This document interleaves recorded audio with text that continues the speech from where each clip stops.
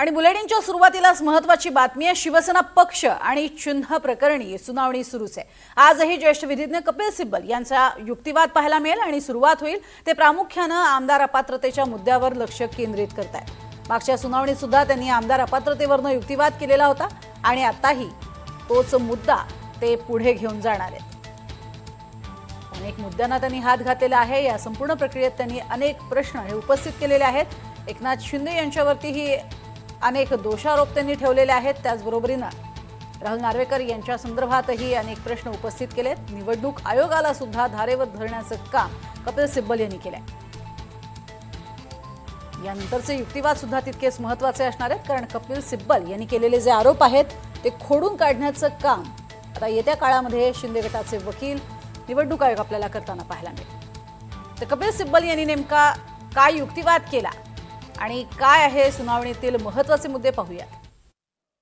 विधानसभा अध्यक्षांनी आपल्या अधिकारांची मर्यादा ओलांडली असा दावा युक्तिवादादरम्यान कपिल सिब्बल यांनी केला आहे। अध्यक्षांनी घेतलेले निर्णय कायद्याबाहेरचे आहेत, विधानसभा अध्यक्षांबद्दल ते म्हणतात।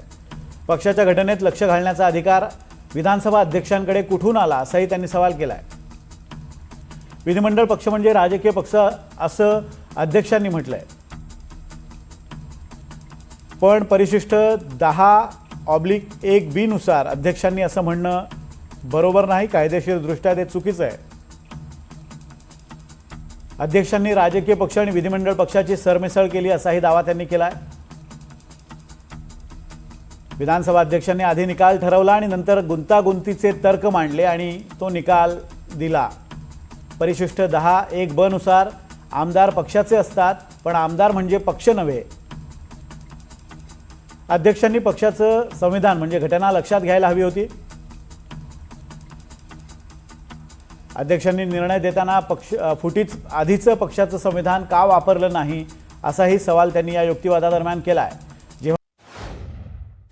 आणि या संदर्भात अधिक माहिती घेणार आहोत। रामराजे शिंदे आमचे प्रतिनिधी सध्या आपल्या सोबत आहेत। रामराजे, एकीकडे हा मुद्दा उपस्थित केला जातोय आमदारांचा, मात्र मूळ पक्षाचे आणि आमदारांचं संख्याबळ हा एक महत्त्वाचा मुद्दा या युक्तिवादामध्ये आपल्याला पाहायला मिळेल। काय नेमके महत्त्वाचे मुद्दे असतील आजचे?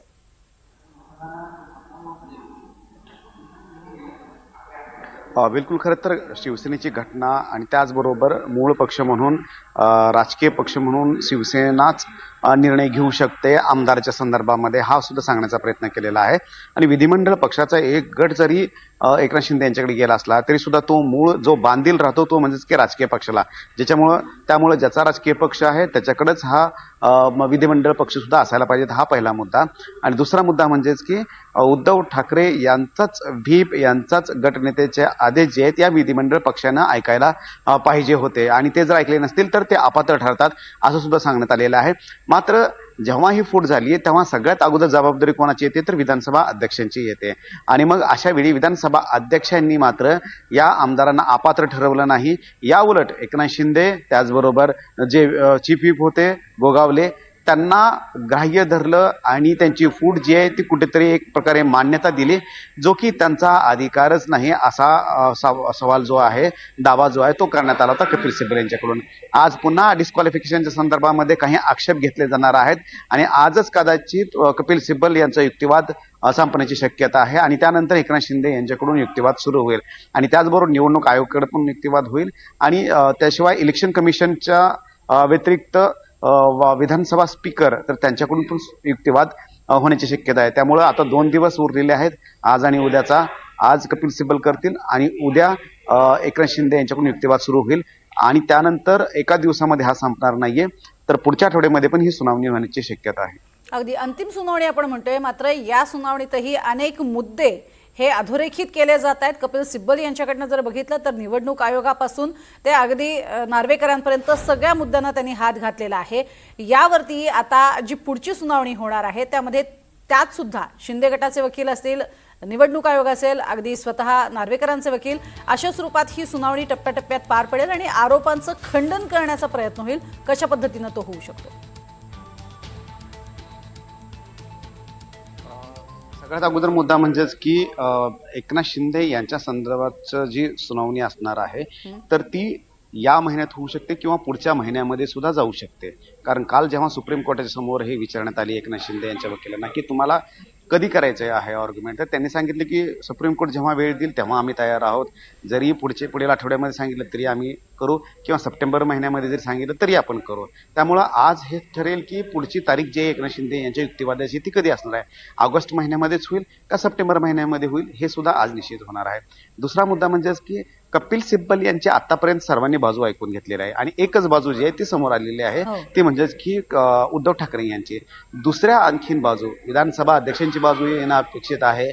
निवडणूक आयोगाची बाजू अद्याप येणं बाकी आहे आणि एकनाथ शिंदे यांच्या वकिलांची सुद्धा बाजू येणं बाकी आहे. त्यामुळं जे कपिल सिब्बल मांडतायत ते सगळे मुद्दे खरे आहेत असं होऊ शकत नाही. त्याला काउंटर केलं जाणार आहे. या तिन्ही जे पक्षकार आहेत त्यांच्याकडून काउंटर केलं जाईल. आतापर्यंत फक्त कपिल सिब्बल हे बोलतायत, मात्र इतर जे आहेत पक्षकार त्यांच्याकडून जेव्हा मुद्दे मांडले जातील एकनाथ शिंदे यांच्याकडून, निवडणूक आयोगाकडून आणि विधानसभा अध्यक्षाकडून, तेव्हा कळेल की नेमक्या त्रुटी कोणत्या आहेत आणि कोर्ट कोणाच्या लॉ पॉईंट जो आहे तो ग्राह्य धरतो.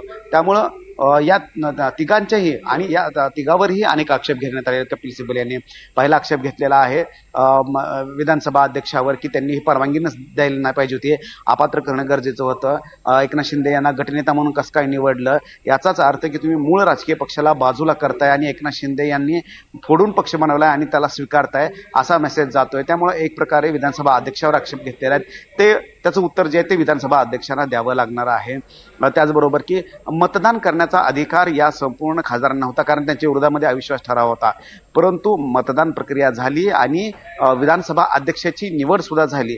त्यामुळे जर यांना मतदान करण्याचा अधिकारच नाही तर मग यांच्या मतदानाच्या आधारे विधानसभा अध्यक्षाची निवड कशी होते हा सुद्धा सवाल उपस्थित करण्यात आलेला आहे. यावर सुद्धा विधानसभा अध्यक्षांना विधिमंडळाला उत्तर द्यावं लागणार आहे. दुसरीकडे निवडणूक आयोगाला सुद्धा उत्तर द्यावं लागणार आहे की पक्ष आणि चिन्ह द्यायचा अधिकार आहे की नाही.